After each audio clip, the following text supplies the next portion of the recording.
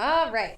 Well, good evening. I don't know. I don't know how to start this. I don't know either. I'm Emily. Oh, yeah, and I'm Chelsea. And this is Mom Needs a Minute. And mostly it's because between us we have 3 little boys who are They have a lot of energy. They have a lot of energy. They're just chaos incarnate. And they're just, and sometimes Mom just needs to sit in this just needs quiet a minute room. away. Yeah. So what we decided to do then was just tell each other awful stories. Yeah, and hope that people eventually want to listen to the same stories. Yeah. Mm-hmm. Of true crime, paranormal, cryptids, all the spooky nonsense that you don't really want to tell your kids about. Or you don't want your kids to listen to. I think it depends on how you parent, but... Well, okay, that's true because I do a lot of... I do share too much with my kids as far as that stuff goes. Yeah. Yeah. Well, one of yours is old enough to kind of listen to some of it, but... Yeah, I keep a close eye. We watched BuzzFeed Unsolved recently. And the true crime series of it, because they do the true crime and the supernatural. Oh, yeah. And so the true crime one, I was like, okay, yeah, you can watch this one. Nope. Turn that one off. Jack the Ripper? Maybe not. Oh, snap. Yeah, probably not. No, probably not. We're not. gonna take that one away from her. Yep. Yep. Maybe in a couple years. Maybe. When he can figure out his own nightmares and don't have to, Come sleep with us. Yeah. Yeah. Mm-hmm. Yeah. He climbs into bed with us if we let him watch ones that really mess with his head, even though You're a lot nicer than me. Ain't no kid sleeping in my bed. I'm not gonna lie, I typically don't notice until morning. They are just so good at, climbing into my bed and just, curling in, and then I, wake up, and I'm like, hell did you come Why from? is there another human Where did you come here? from? Yeah. Holy cats. Like the other day I woke up and both of them were in my bed with us. And Maverick had a whole the whole half of the bed to himself. And then me, Patrick, and Bentley were all squished onto one half of the bed. That is too many humans in one bed. I didn't even notice it until I woke up. I'm not gonna lie. I don't notice it. Heck no. That is the really great part about having really severe insomnia and getting prescribed sleep meds. Sleep meds are not my cup of tea because I'll never wake up in the morning. That's why I don't notice them at night. That is very fair. Thankfully, they're nearly 12 and 9, so... Yeah, there is that. They're fine if they wake up in the middle of the night. All right. True. So anyways, I have a story for you, Charles. All right. And it's, I don't know, it's not too bad. Okay. It's it's a weird one. It's unsolved still. Unsolved. What? Why? Why? Because this one I think is really quite interesting. Okay. Because, it is unsolved. But there's a lot of twists and turns. Do I know this one? Have you ever heard of the Hinterkaifeck Murders in Germany? No. Okay. I generally don't pay attention to anything that's not in my country. Okay, well, it happened in 1922, so it was 100 years ago. I wasn't even thought of. Nope. Neither were your parents or grandparents. No. Maybe. You never know. You were not thought of in 1922. I don't think I was thought of in 1992. And that's when I was born. I would certainly hope you were at least a little bit thought of at that point. I don't know. All right. So, on April 4th, 1922. Okay, I get it. Albert Hoffner went to fix the engine of a food chopper at a farm in rural Bavaria. Sounds like a donut. Bavaria? No. Okay. Bavaria cream. Jesus. No, Bavaria's the very south part. That's actually where Patrick and I went last summer. Okay. It's we were in Munich, but where the castles and stuff that we went on a lot of our tours were. Okay. So I can definitely see how it just on the very, very little amount of time that we were in Bavaria, it's very rural. Okay. So I can see how this would maybe have not been terribly noticeable. Yeah. So, anyways, no one answered the door when Albert had gone over to knock on it because he was going to fix that food chopper thing.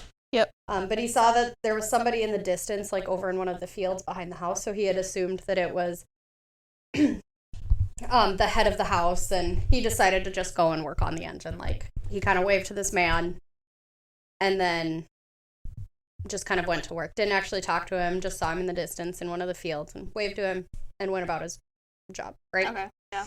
All right. So this engine took him like 4.5 hours, and he didn't see any of the family members during that amount of time, but he did notice that the family dog was being let in and out of the house while he was there, and all of the animals looked healthy. They had like cows and stuff. Yeah. They all looked healthy and well taken care of and everything, and things looked like really different from the time that he got there to the time that he left. Yeah. And so it was very clear to him that somebody was there moving around, doing some things, doing all of that stuff, right? While he was working on this thing. So everything seemed like it was just business as usual around the house. So when he was done fixing this engine, he still hadn't seen anybody, and he thought that was kind of strange, and he mentioned it to one of the neighbors of this family. Okay. And the neighbor agreed that it was weird, and then, they went to go check it out. Although he also really wasn't worried because everything was kind of running fine and all of that, right? Mm-hmm. Nothing seemed out of the ordinary. He went, whatever. But okay, let's go look. And so then this adult man, sent his son and his stepson over when the adults could not get a response from the family either. How old are these kids? They were children. Like, I want to say like 14. Okay. They were young enough to maybe not be the next line of defense in a potential emergency, but okay. Yeah, I'm a little worried. So eventually, after the son and the stepson go over there, now this neighbor is starting to get like actually nervous and grab a couple other neighbors, and they're like, all right, let's actually go. They like created a whole ass like a little search team. party. Yeah. So when the three neighbors, the original neighbor that the guy talked to, and then he grabbed two friends of his. So there's three neighbors, and they go over and they search, or they look closer at this property. Yeah. And unfortunately, they found the bodies of Andreas Gruber, who is 63, Kazelia Gruber, his wife, was 72, their daughter Victoria Gabriel, 35, and her daughter Kazelia, in the barn and covered in hay. Who's letting the dog out? Well, we'll get there. I need to know that. When they investigated inside the house, because they found these guys in the barn, and so when they investigated in the house, they found Victoria, the daughter, her son, Joseph, he was 2, and the maid, Maria Baumgartner, who's 44, both tucked into their beds. Dead or alive? Dead. Who tucks somebody in after they kill them? I'm thinking that they were probably just sleeping. So they'd been, like, tucked in or cozied into bed, and they were just killed while they slept. All right. Interesting. So, now we need to backtrack a little bit. All right. So, what are you looking How many people are involved? I need to use some crystals. Yeah, maybe you could use those cats. Oh, the kitty cats. Yeah. All right, so there's... We'll think on it. Okay. We'll so there's shop that. Andreas, Kazelia, Victoria, the younger Kazelia, Joseph, and Maria. So that's 6. 6. Yeah. Okay, so Andreas and the older Kazelia, So there is 2 of them with the same name. Yeah, it's the mom. It's the grandma and the child. One of the babies. Okay, I was a little concerned. Yeah, it's the grandma and the granddaughter. The same thing. No, it's the granddaughter and the grandma. So their daughter Victoria, her 2 children, Kazalia and Yosef. Okay. They were all living in this town, on a farmstead in this tiny town called Kaifeck. Hinter apparently means behind, so it's like outside, behind Kaifeck, the city, which I just thought was kind of fun.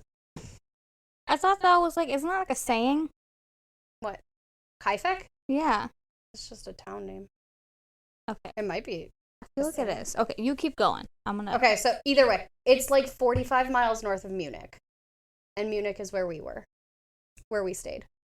So, from the time that she was at least 16, which was roughly 1903. Okay? Because if she's 35 and 22, if she was at least 16, it would have been like 1903, if I did my math right, but... You're not very good at math, so... No, I'm not, but I would... It doesn't matter. What are you doing? That was my child. Okay. What am I doing? I'm not FaceTiming myself. Nolan. Okay.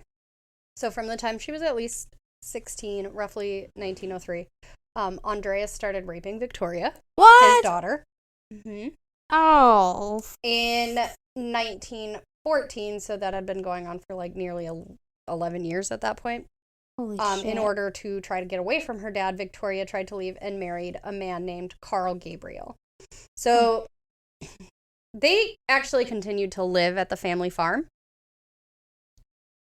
So getting away from her dad obviously wasn't working apparently, but whatever. In August of 1914, Carl joined the army and was deployed to serve in World War I. Oh. And then by December of the same year, he was declared missing and presumed dead, but his body has to this day never been recovered. I will never understand how that happened. I don't know. There's a lot of trees. Water. There's a lot of water. That's true. But, okay. So in January of 1915, Victoria gave birth to their daughter, Kazalia. And Carl was considered her dad, but since he was already presumed dead, Andreas was considered one of her legal guardians. Okay. So, bleh. Grandpa's a real gross guy already. Clearly. But whatever. So, by May of 1915, a servant caught Andreas assaulting Victoria, and this servant went to the police. And then Victoria was sentenced to a month in jail. Just a month? She didn't do anything. She was the victim. Oh, yeah, that's right. These names. Victoria. Oh. Is the daughter of Andreas. I got it. Maybe you do need the cats. I probably do. I told you. Andreas was only sent away for a year. Oh. Mm-hmm. So he had been, assaulting her for, at this point, 12, 13 years. So then, okay. Because she was in an incestuous relationship. So but that wasn't even... So she got jail time. That wasn't a relationship. Nope. However, this did not stop him at all. Okay. So they were both outcast after they returned home, and he just continued to be a fucking monster. He was considered to be a, quote, unfriendly loser who, quote, constantly beat his wife. Oh. And then there's actually a lot of speculation that Victoria wasn't their only child, but she was the only one to survive to adulthood because of the violence that Andreas, rained down upon the family. I can see that. He's a real icky guy. He seems like a piece of something. Yeah, he's a piece of shit. Piece of something. So by fall of 1918, Lorenz Schlittenbauer, sorry, the neighbor, he was the neighbor that initially went to look for the family in 1922. Okay. So by fall of 1918, right? Because we've time traveled back. Yeah, we're working our way up there. We're all over the place. We're working our way up there. Lorenz Schlittenbauer, the neighbor, had proposed to Victoria. Oh? In yet another attempt to get away from her dad, she immediately agreed. Wasn't he older? Or is he the kid? He's the dad. Like, he's the child's dad. Yeah, so he's the older one. But isn't Victoria... The dog. Yeah, so she would have been, like, kind of between, like, yeah. Okay. So in 18, she would have, well, because if she was 35 and 22, she would have been, like, 31. Oh. Okay. So she would have been 31. She would have been, like, late 20s, early 30s. Isn't that still weird? I guess I not mean, back yeah, then. I think so. Especially if you're only getting married twice to get away from your dad, but... Yeah, I mean, to get away from your dad is the part that's a little... It's real sad.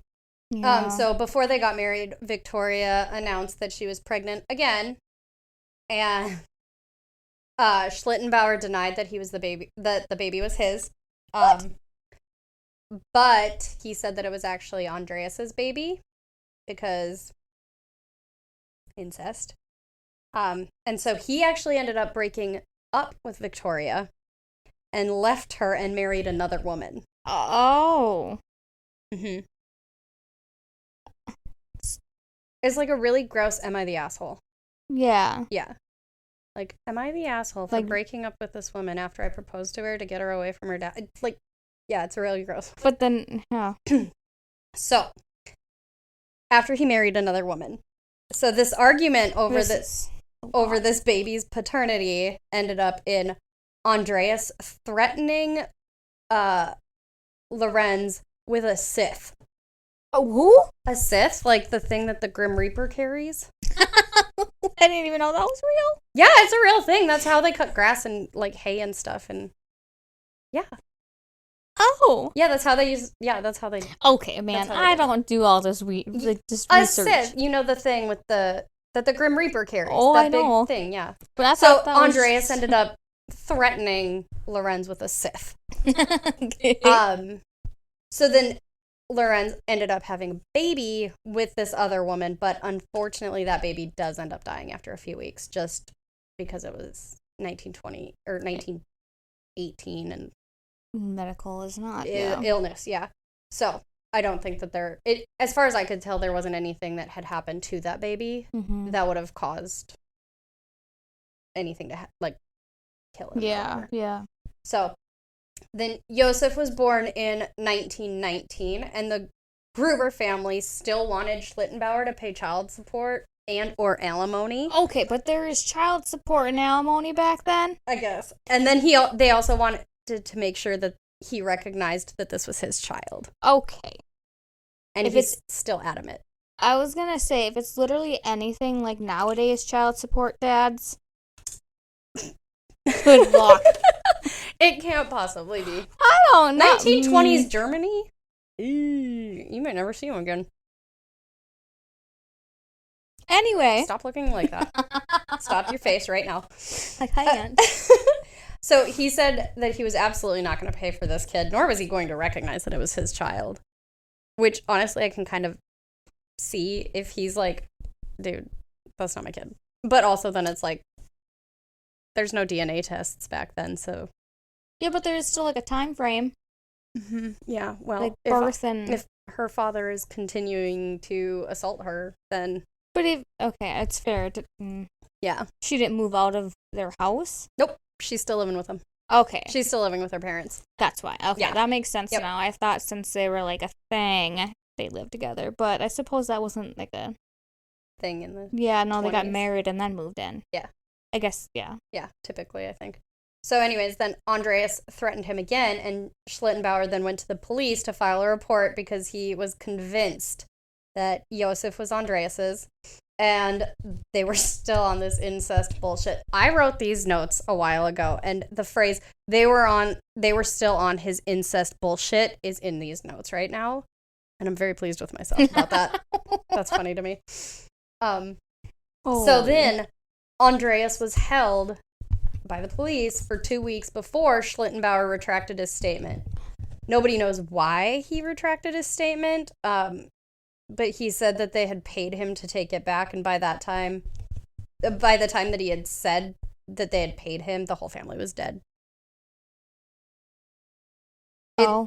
because Andreas supposedly threatened Schlittenbauer to take back his statement that the child was Andreas's. Yeah. Yep. And so by the time that Andreas finally, Schlittenbauer stated that, took it back and said that he threatened him or whatever, the family was already dead. So it was too late. That was not called a win. No, I wouldn't say so. No, nobody won in that situation. No, I wouldn't say so. All right, Nope. So fast forward to roughly 6 months before the murder. We're looking September, October 1921. All right. So the family's maid had quit because she claimed the house was haunted.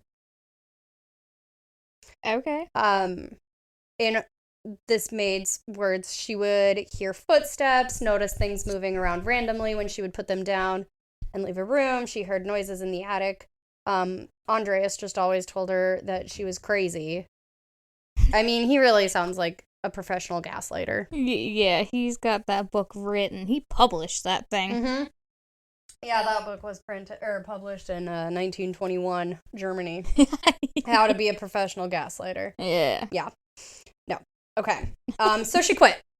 And honestly, okay, but good for her. Can we quit jobs and pretend like it's haunted? I don't see why not. I'm gonna write that down. I don't see why not. Okay. See if your boss gaslights you just enough to make it problematic. No, it's not. You're crazy. I swear to God, that moved. Yeah, I swear. I put my water cup down right here. Why is it on the other side of my desk when I come back from the bathroom? Chelsea, you're fucking crazy. Stop it. Oh man, they'd probably fire me. They'd be like, we need to send you in for an evaluation. Yeah, you're not mentally sane. We're getting a little bit worried about you. Oh, it took you long enough. So anyways, so she quit, and honestly, props to her, because wow. And then he told her that she was crazy, even though he himself had noticed his keys missing. Random newspapers that he originally thought the mailman had. Oh, he had thought that the mailman had delivered newspaper to the wrong address.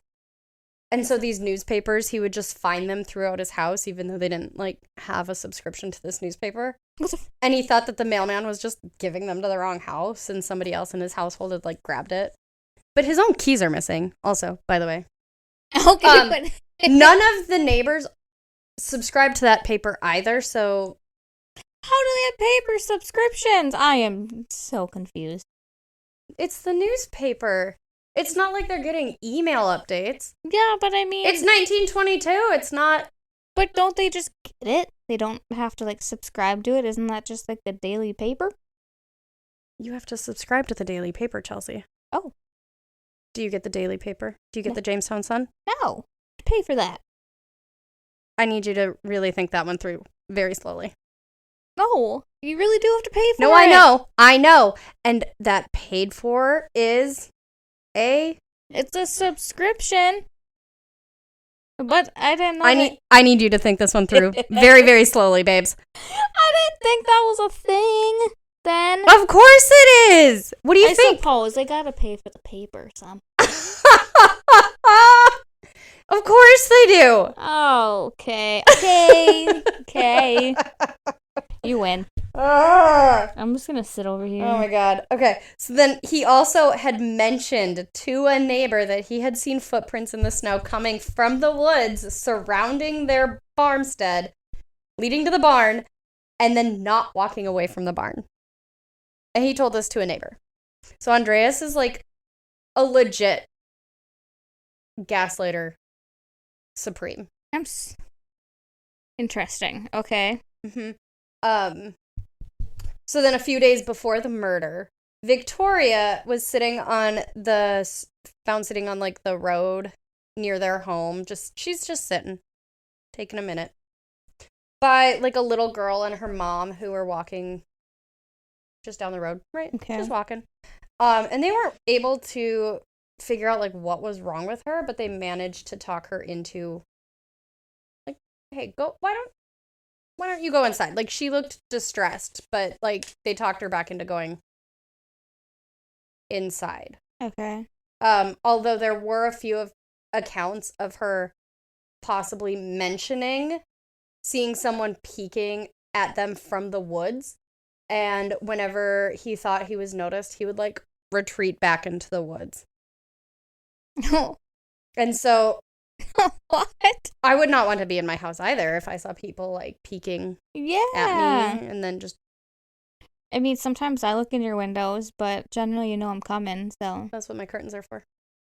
That's not for me. I'm just kidding. No. Then, March 31st, which is, like, 2 days... Right, she's got, like, the weekend... She's got the weekend, basically, to settle in here. So, on March 31st, Maria's sister dropped her off at the Grubers for her first day. No, it's not a few days before. That was when they were discovered. March 31st, Maria's sister dropped her off at the Grubers' home, farmstead, for her first day at her new job. And she stayed her sister stayed for about an hour to visit with the family and then to help Maria get settled in, right? So, she's the maid. And, like, so her sister stayed for an hour to kind of chat with these people and, like, help her unpack and move in. Okay. So she is thought to be the last one to ever see these people alive. Okay. So then later on March 31st, it was confirmed that that was the last time that anybody had ever heard from the family. So... Now, it's a real gross part here, because this is, like, the... Okay. This is a real gross part here. It's just, like, I can't even pinpoint who it would be at this point. I have some ideas. Okay. I have some theories. Okay. All right. Oh, well, maybe. So, it's been said, then, that Andreas and Kazalia were somehow led out to the barn from the house, or, like, kind of, like... almost like, like led out to the house, right? Or out to the barn from the house, one by one, and hit with an axe and then thrown into a pile in the barn and covered by hay in the barn. And so then, theoretically, after Andreas and the older Kazalia had been taken care of, Victoria, theoretically then, Victoria went out next to, like, see where the hell her parents are, right? Like, they've been out there for a while. Like, why aren't they? Where are they? What's going on? So then, theoretically, Victoria then also went out, was hit with the axe, and then thrown into the same pile.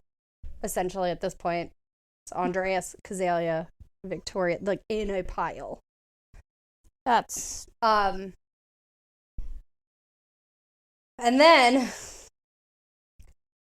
for whatever reason, baby Kazalia, who's 7, goes out and to see where her mom is, and is also hit and thrown into the exact same pile. No. It gets worse. So this, they can't exactly say that that's exactly what happened, because 1922 forensics is not exactly ideal. And however, it is widely believed that they were somehow let out one by one in that order, presumably. And then the murderer then supposedly went into the house, killed the baby, Josef, and the maid, Maria, and then all of their bodies were covered. The bodies in the barn were covered with hay, and Maria was Joseph was covered by one of his mother's dresses, and Maria was tucked into her bed. Mm-hmm. I hate this. It gets worse. No! Yep, it gets worse. It can't. It does. So, it was Maria's very first day. She hadn't even started working for them yet. Yep. And I'm so sorry about this. Oh my god, anyway.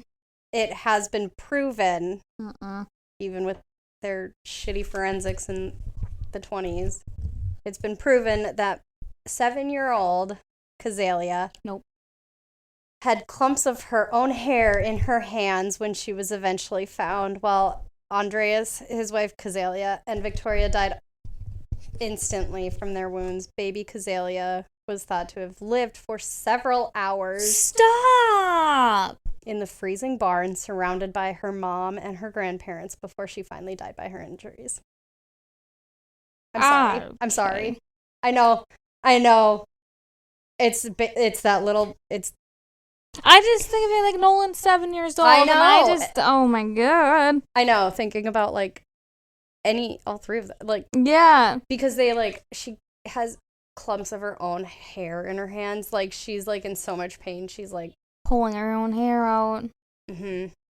While she's in a freezing barn, surrounded by it's March in Germany, like Bavaria. It's still cold. Yeah, and if you think about it, you don't know what actually was occurring at that time either. Like, her family's dead and she was still alive. And she's just... I mean, the person who killed them or tried to kill her could have still been there. That's the worst part to me, is that poor baby. Oh, she's like, she died remembering all of that. Ick. Or just wanting her mom to help her. Yeah. Like, Mom, you're right there. Yeah. Please help me. I'm in pain. I'm scared. I'm cold. You always help me, and now you can't. And honestly, that is, like, just the saddest thing I can ever... I'm not okay with that. So, then, on April 1st, some of the younger Kazalia, the baby... She's not a baby, but she's 7. She's a baby. Some of her friends noticed that she hadn't shown up at school. Ooh, excuse me. Anyway, no, I lied. They looked it up and said that they noticed that she hadn't shown up at what they said was school. But I did look it up, in April 1st, 1922 was a Saturday, so I don't know if it was like supposed to be like a camp or a Sunday school type of thing. I'm sure they had some maybe religious something that they were doing on a Saturday. But it's all of the sources that I could find said school. And so I don't know. Maybe it was like a like religion-ish. That's kind of why I was thinking like maybe a Sunday school type something. Yeah. But I don't know. Well, yeah. Because all of them, like I said, they all said school, so I couldn't figure out what kind of school they were talking about, as it was on a Saturday. Yeah. So anyways, Sunday the 2nd, it was noted that the family wasn't at church, and Victoria was in the choir and never missed a week. So this was extremely unusual. I'm so screwed if I ever go missing because I'm so flaky with stuff. Honestly, though, I stay at home all the time. I'm like one of those people who will show up if I'm really feeling it, but if I'm not... 90% of the time, I will be at home in sweatpants, thank you. Yeah, if the only thing that I can think of is work, and then... I mean, my boss is good enough to actually do a welfare check, and she'd come to my apartment, so... And Michael already works with me, so... I have your location, so I could figure it out. That also is true. Yeah, that's why I thought you were at the fire department the other day. I Googled the address, and it was the fire department. You're a nutcase. You are a nutcase. I needed to make sure you're okay. You weren't texting me back. Everything's fine. Okay. So anyway, so it was really weird that, like, the family was not there, and, like, Victoria was not singing in the choir like she normally would. Yeah.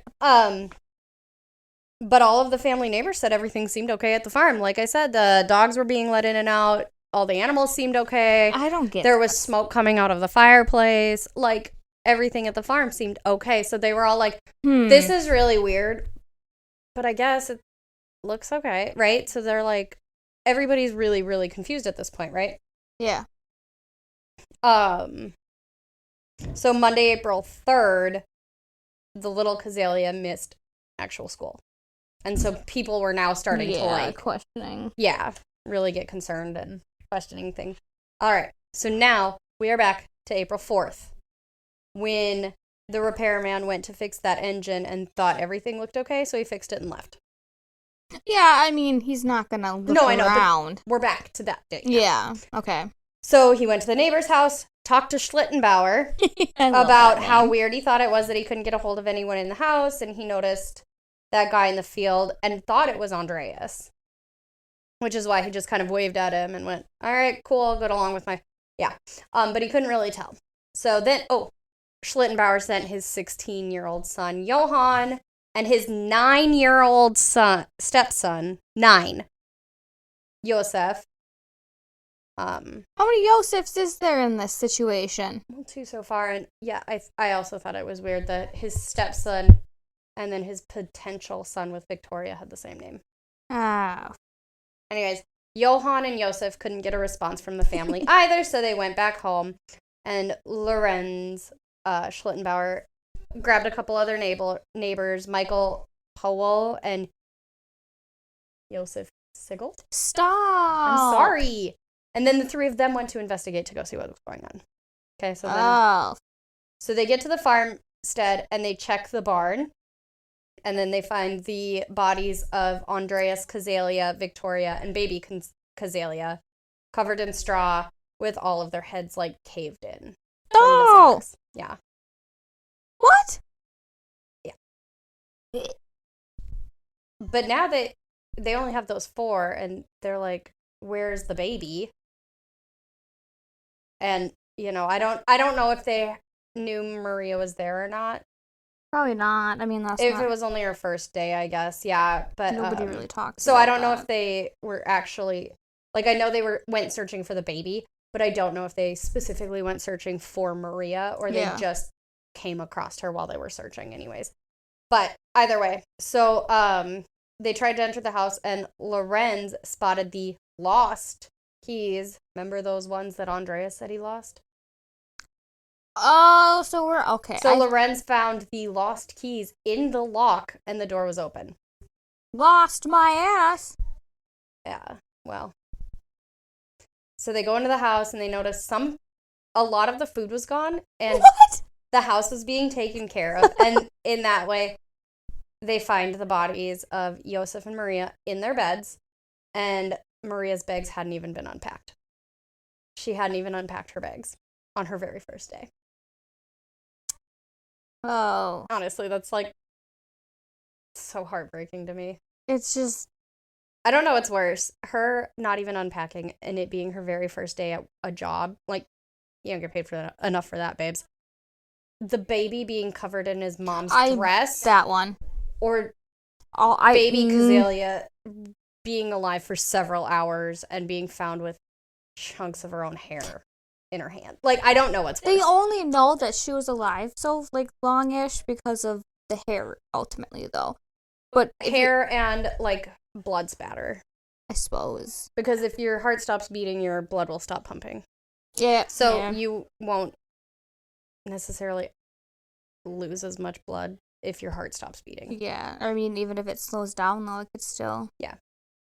Yeah. Huh. I was just thinking, like, the baby. If they don't, you can't tell how long. I don't know. It all sucks.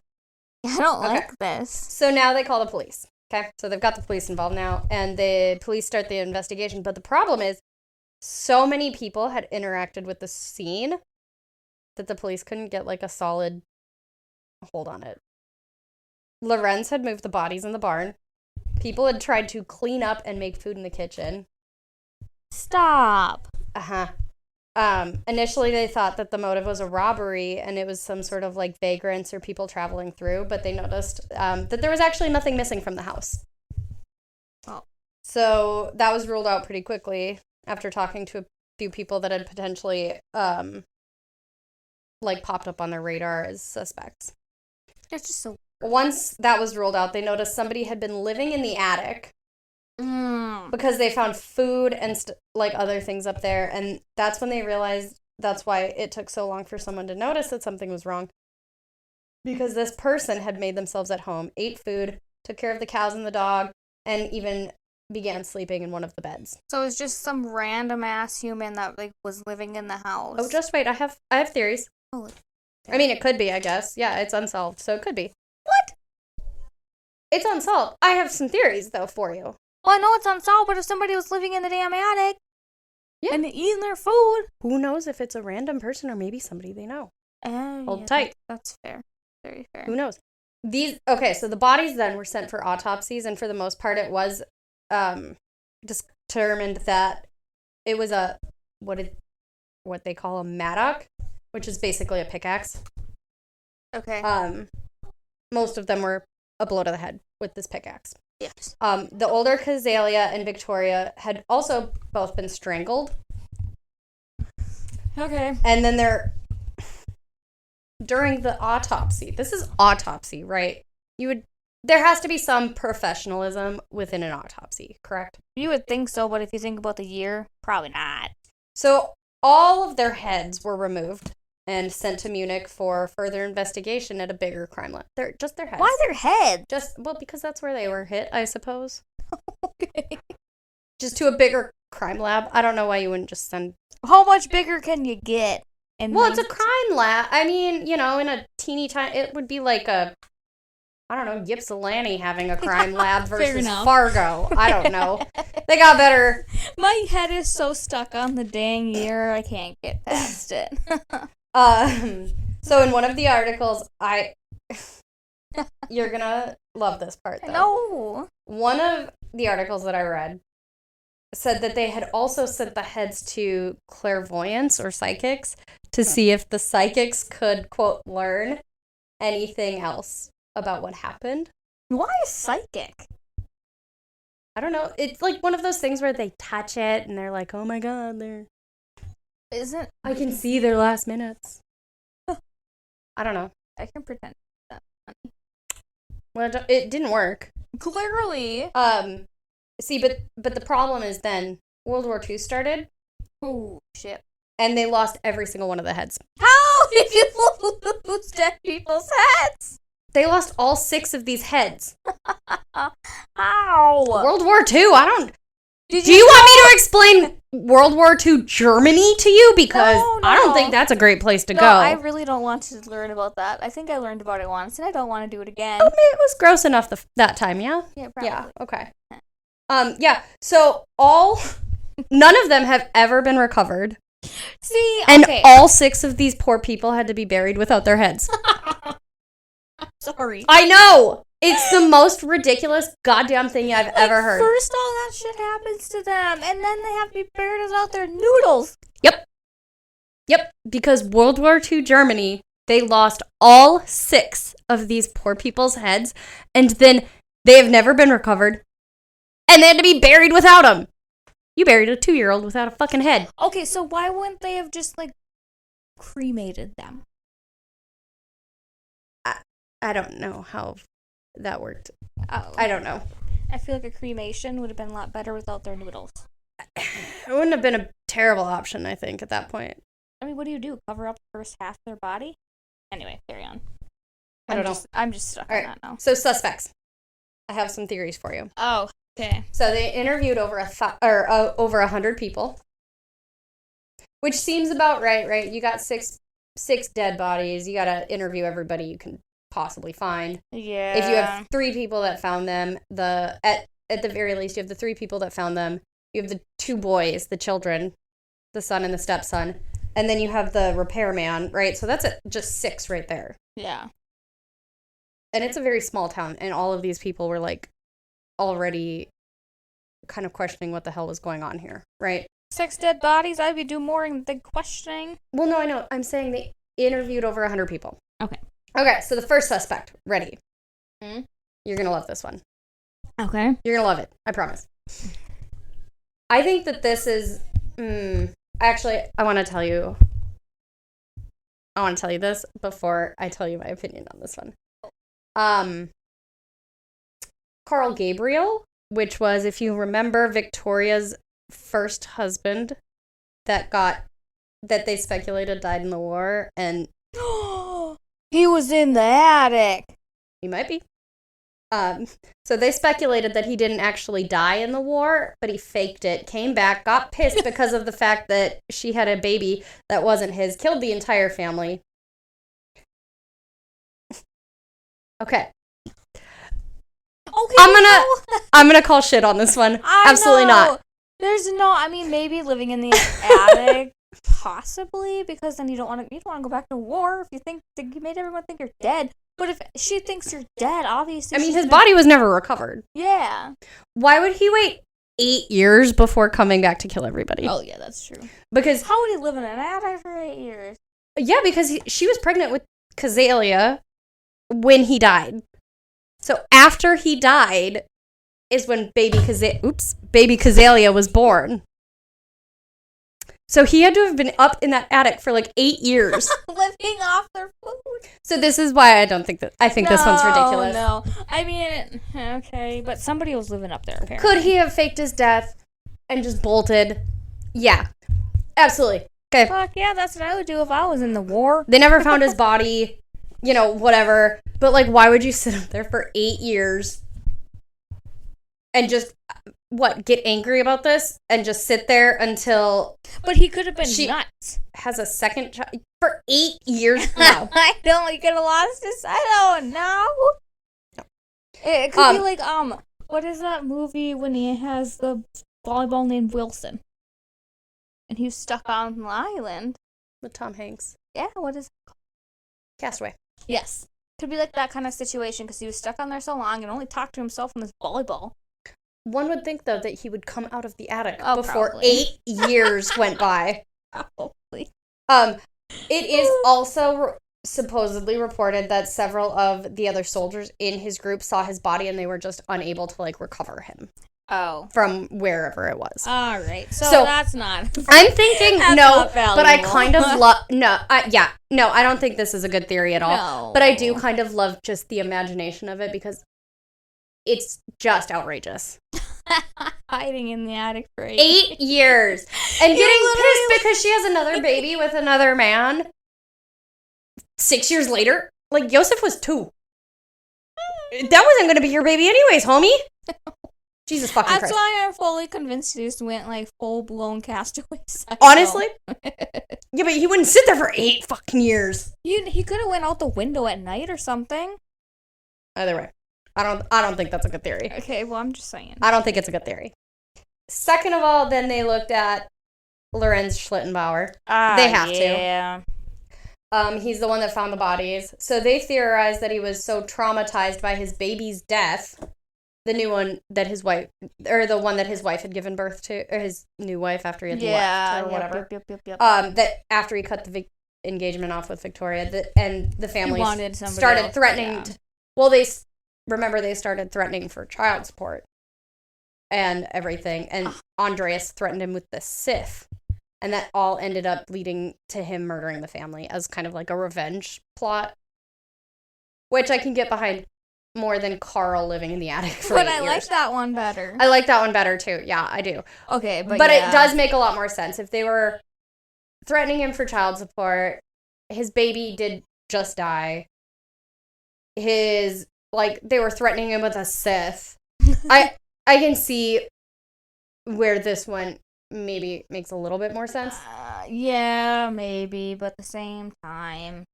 So then they also said that when he discovered the bodies, he immediately handled them and was touching all of them.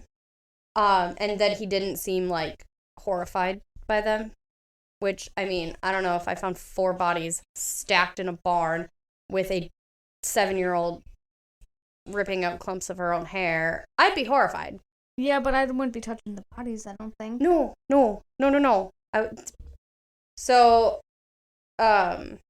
He also seemed to know where everything was in the house, which makes me think that he maybe did know Maria was also there, right? If he knows where everything is in the house, he's familiar with the family, he probably did know Maria was there. Maybe. And so when they went into the house to search for the baby, then it makes sense that he would have also been there's one more person here. I know there's another person here. Yeah, but at the same time, if he was actively in a relationship with Victoria, he could have been in that house many times. Well, right, that's why I'm saying it makes sense then. If that's the case, then it makes sense that he would know that Maria was there. He would have the inside deets of everything. Yeah, he'd know that she was there. Mm-hmm. But apparently a lot of them also said that he was like a little too nonchalant. He seems like a weird ass anyways, so. And it's like. Is he normal? No. Well, I like to think that you never know how anybody is going to process that kind of trauma. However, it does seem interesting. So. You know, I found a dead raccoon once and I screamed and went to my mom. So. You did not. I did. I was little! Did you poke it? No. I feel like. No, because my parents poisoned them. And it, like, was. It was mean. It was eating. It was going after my cat. My parents poisoned them, so they'd stop attacking our damn cats and eating our cat food. Food's expensive, man. It feels like I would have poked it. Well, okay, so here's the thing. At the very least with my toe.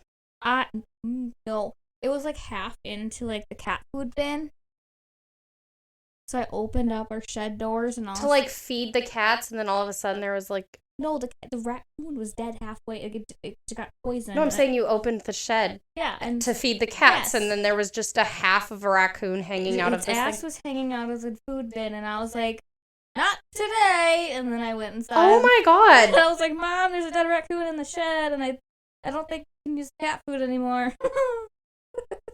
Oh my god, that's so sad. I'm still traumatized from that. Okay, so if I found like 4 dead bodies, no. I would call my mom. No, I wouldn't. You'd call me. Yeah, I would. Emily, we have a problem. Oh god. Oh my god. Oh shit. Oh my god. Well, that was fun. That was a good story. I just backtracked like life. I mean, the only animals that I ever was like traumatized by was the turkeys. So. What about the rabbit? The one that was in my backyard that one day that I had. Your pet rabbit. Oh, no, I'm not traumatized by that. I'm pretty sure that I really did a number on the boys, making sure that they were also not traumatized by that. I don't care about that one so much anymore. Oh, man. I remember you felt so bad. Yeah. I'm going to bring her stupid kid. Oh, He was so sad. Never care. Well, he was what, 3, 4? Yeah, I know. Yeah. So anyways. Yeah, back to the story. My bad. So they said another point was that Schlittenbauer was also a farmer, so he knew how to take care of all the animals and do all the farm chores. And so it kind of makes sense, like, because they're all getting done, and they're getting done correctly. Okay, that they were like, okay, well, maybe whatever. And if he had been in a relationship with Victoria and was engaged to her, he would also know the family very well. Like I said, with him knowing that Maria was there, or where she would have been. And then also where everything was. So all the food for all the animals and the hay and the, all of the other tools that he would need to actively care for the farm. He would know where all that was. If he I get that, but at the same time, it's like, I know where all your stuff is. Do you plan to kill me? And no, I was gonna say that next. Bury me under a bunch of But my hay? point is, I've been here so many family. times that I know where all of your stuff is. Well, that's what I'm saying is, like, that's what they're saying is because if he was in a relationship with her, he would know where all of that stuff was, and he would know how to do that. I mean, you take care of my pets when I'm out of town. Yeah. So it would make sense that if he had brutally murdered this whole family of 6... You'd be able to take care of everything. Yep. Okay, but any farmer probably could if they... Yeah, but he knows where everything is. Yeah. Like, you know where my cat food is and stuff. Yep. And, my egg cartons and whatever. Like, you know where all that stuff is. And so it makes sense true. for him to... See, yeah, I was kind of on... Yeah, he's a sketchy one. Uh-huh. So, also then, the police couldn't place him really anywhere over the course of the 4 days between the deaths and the discovery of the bodies. But he did also have a family of his own at that point.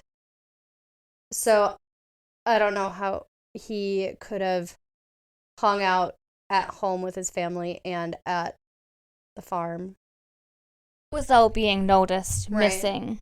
Yeah. He does remain one of their top suspects, though. Well, that seems legitimate, Yeah. though. Mhm. But doesn't his, because he was married at that point then?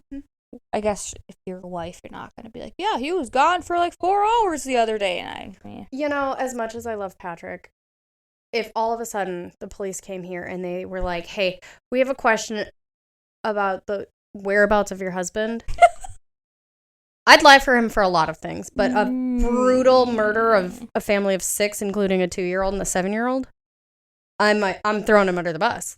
If he's not home, nope. Yeah, but back then, the wives were like... I don't care. I mean, I'm just saying I don't care. I would throw him under the bus so fucking fast. If he was not home during that time period, I would be like, no, he wasn't here. I don't know where he was. He didn't tell me. If it came down to a brutal murder of a family, I keep saying of 6, but a brutal like a family of 5 and their maid, like, no. If you're not home during that, I need timestamps. Okay, we have security cameras. I will pull up every... Don't you have his location? Yeah, I do, but I will pull up... Yeah, but you can't, like, find that later.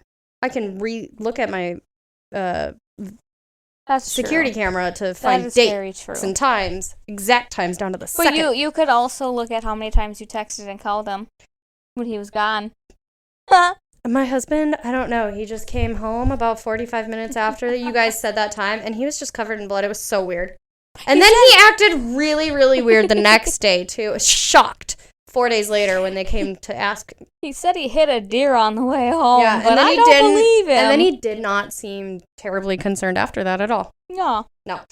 I'd throw him under the bus. Yeah, you would. If it came down to that, yeah, because that family deserves some peace. Yeah, that, and I think that you know that if you covered for him, you're also screwed. I couldn't cover for anybody like that. No.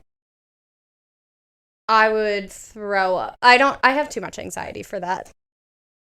True. Same. I'd be like, no, he was home with me. Throws up. Just kidding. Never mind. I'm wrong. No. Yeah. Erase that statement. I'm just kidding. I'm sorry he wasn't here. I have no idea where he was. Is it getting hot in here? I need a fan. I can't open the window. Can I have a bottle of water? Actually, my anxiety meds are in the kitchen. Can I please have one of those real quick? I also think I need my inhaler. I'd pass. I wouldn't be able to. If I knew that it was if it was a poor family that had been brutally axe murdered, including 2 very young children. Yeah. There's no way. Even if I wanted to, I could. The police would take one. Are you sure that's the story? Are you sure that's what happened? No, I'm so sorry. No, I didn't. No. I would not be able to do it. Are you kidding me? Are you saying that you could do it? Oh. Why did this turn on me? Because you're laughing at me. It's funny. Okay, whatever. I'm not married, so... You're telling me that if Michael was gone for a little bit of time and then the police came knocking on your door being like, hey, where the hell was he? I wouldn't even know. Oh, fucking because sometimes he doesn't tell me where he is. He's probably at McDonald's. Don't you have his location? Yeah. Okay. But, like you said, you can't record it. I know for a fact you have cameras in your living room. Yeah, I do. So, we're in the same boat. We're in the same boat. Yes, but if he goes missing, generally he's getting food he's not supposed to be eating, and he doesn't want anybody to know about it. That's such a vibe. Can he pick me up and we can go together next time? Oh, God, he does it all the time. I want to go with him next time. No, I need to go with him next time. Okay. Well, he already went to McDonald's today, so, right. Does he want to go with me on Tuesday? Tomorrow. Oh my God, it is tomorrow. Yes. Yeah, because he would go every day, but he regrets the decision every day. I will take him on a McDonald's date between the hours of 5 and 7 o'clock tomorrow. Okay. Okay. I'll let him know. Actually, oh, yeah. Yeah. Okay. You gotta go, too. Yeah, shoot. We ate McDonald's tonight. No one's not going to be upset. I know. Maverick's been counting down. the days. He's like, is it the 15th today? And I was like, yeah, it is. He goes, cool, only 5 more days. Is it the 16th today? Yeah, it is. Okay, cool, only 4 more days. I'm like, okay, buddy. I don't think Nolan even knows about that. Oh my God, Maverick. I have it on our calendar. Maverick has been counting down. Okay, so anyways, it has also then been speculated that Andreas himself may have been the killer. So in this theory, he didn't want it to be found out that he may have actually been like young Josef's dad. Okay, everyone already assumed that. Yeah, even after the years of documented incest. So they thought that he may have killed the family and then himself, but that was really ruled out just based on the scene itself. How would you even do that? How do you ask yourself? Well, one, I'm fairly certain he was like on the bottom of this fucking pile. So how do you do that? How do you kill 5 people and then put yourself on the bottom of the pile under your wife, daughter, and granddaughter? I suppose you could crawl? And then what? Whack yourself? I feel like the axe would still be in his hand then. Absolutely. So it was a theory, but ruled out a really dumb really theory. quickly. So there were a bunch of other suspects, including someone named Paul Mueller, who is Where did he come from? Who's a suspected serial killer. I actually have him on my list of people to look into for a story in the future. So they just pulled this guy because he was already killing people? Well, so he was a suspect in several other, like, axe murders in the late 1800s, early 1900s. So in Germany. So he was... Okay. He kind of had the same MO, early 1900s, axe murder, Germany, all that. Yeah. So they were like, well, maybe could it have been related to this guy who was already basically doing the same thing? So then there was also a set of brothers that the former maid, the one that quit because she said it was haunted. It was haunted. Yeah. So the former maid said that this set of brothers had helped out with harvest with the family. Oh. And so they would also know the layout of the property, where everything is. And then they had also apparently threatened the family. What?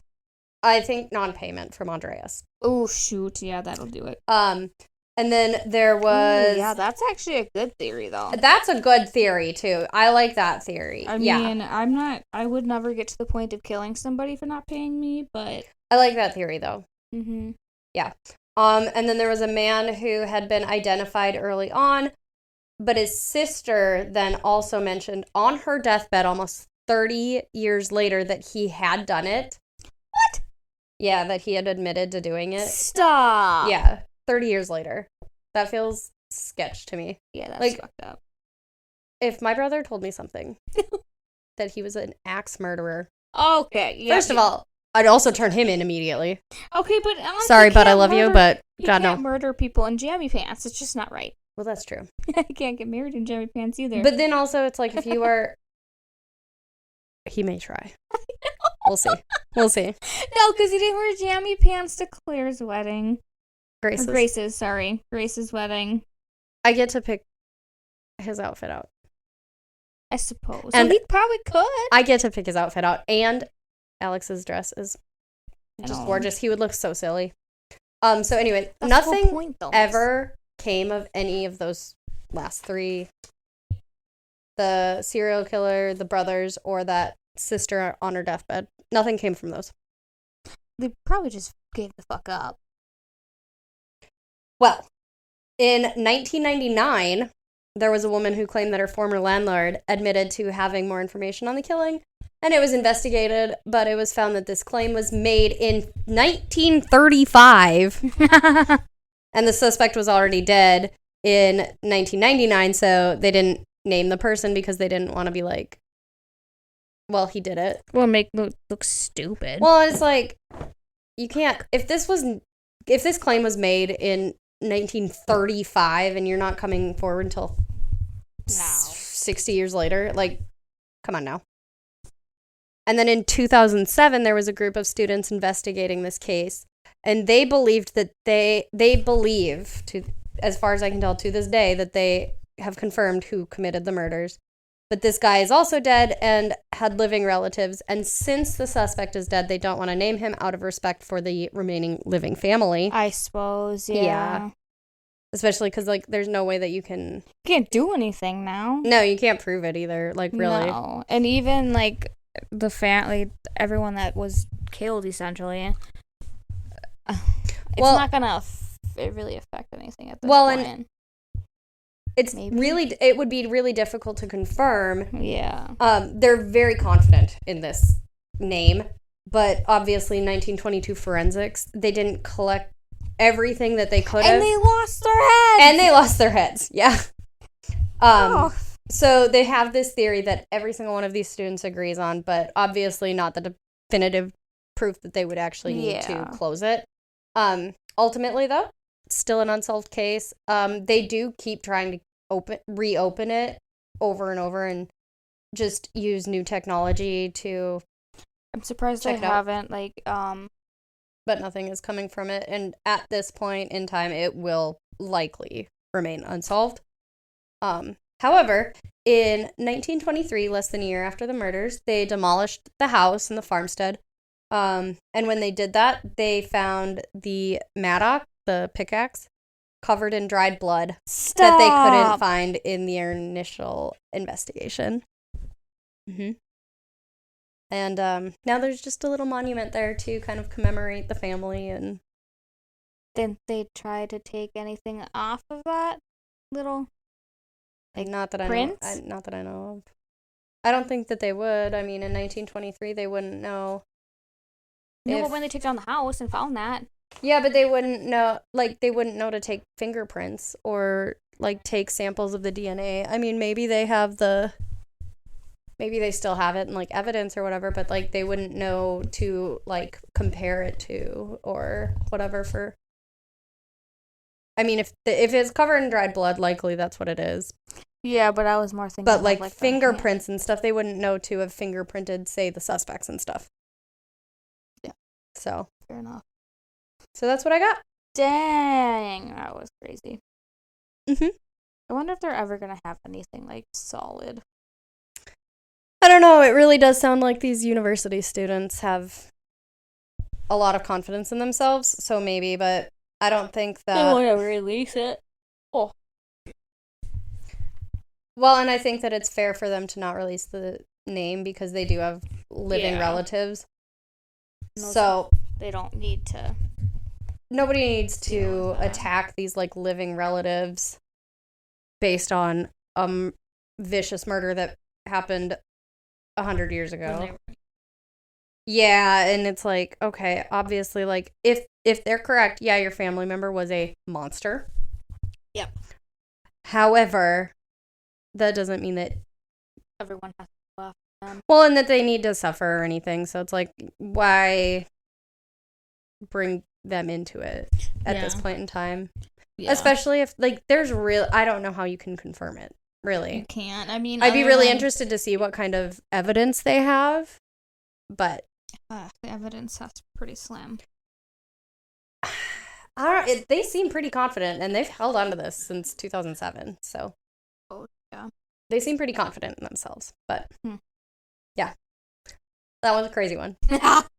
Yeah. And it's only number 1. Yeah. You should see my list of... I don't want to see it. I want to just listen to them all. It's so good. I mean, what did I say? I had 7 of them already in the works. Oh, God. I know. It's so good. So, anyway, that's what I got for you tonight. All right. Well, that was Mom Needs a Minute. And now we have to go attend to our children and our guys. It's bedtime. Because mine's texting me and asked me when I'm coming home. Mine is also texting me from the kitchen telling me dinner's ready, so. Okay. All right. And broth.